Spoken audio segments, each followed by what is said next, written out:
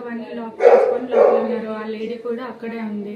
మేము వాళ్ళతో మాట్లాడడానికి వెళ్దాం మాట్లాడడానికనే కాదు, మా డాడీతో కలిసి ఉన్నామని మేము వెళ్ళాము. బట్ మేము మెసేజెస్ చేసినా, ఫోన్ కాల్స్ చేసినా ఆయన లిఫ్ట్ చేయలేదు, దేనికి రెస్పాండ్ అవ్వలేదు. సో ఏంటి అంటే వాళ్ళు ఎప్పుడో ఒక్కప్పటికైనా డోర్ తీస్తారు కదా అని మేము బయట వెయిట్ చేస్తాం.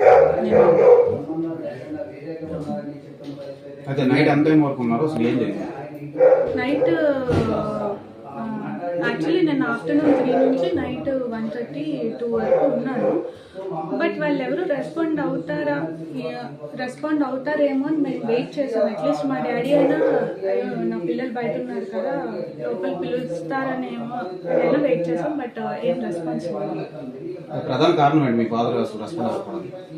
ఆ లేడీ ఆమెతో ఉండడమే రెస్పాండ్ అవుతుంది.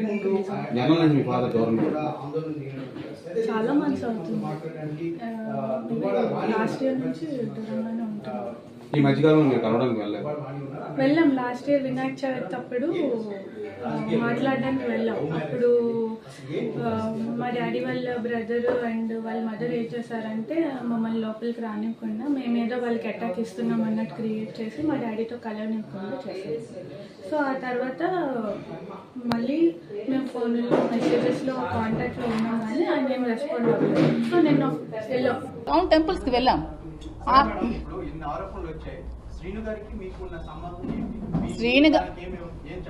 శ్రీను గారు మేమైతే పెళ్లి చేసుకోలేదు. ఎందుకంటే ఇల్లీగల్ గా పెళ్లి చేసుకోవడం అనేది చాలా తప్పు. ఎందుకంటే నాకు డైవర్స్ అవ్వలేదు, అతనికి కూడా డైవర్స్ అవ్వలేదు. సో మేము ఎక్కడ కూడా మ్యారేజ్ చేసుకోలేదు.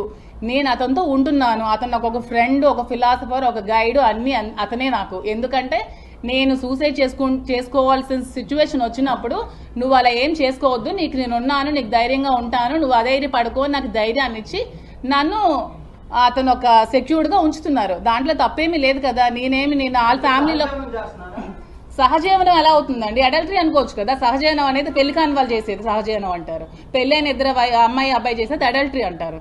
అడల్టరీకి అక్కడ సుప్రీంకోర్టులో కూడా ఇది ఏం లేదు.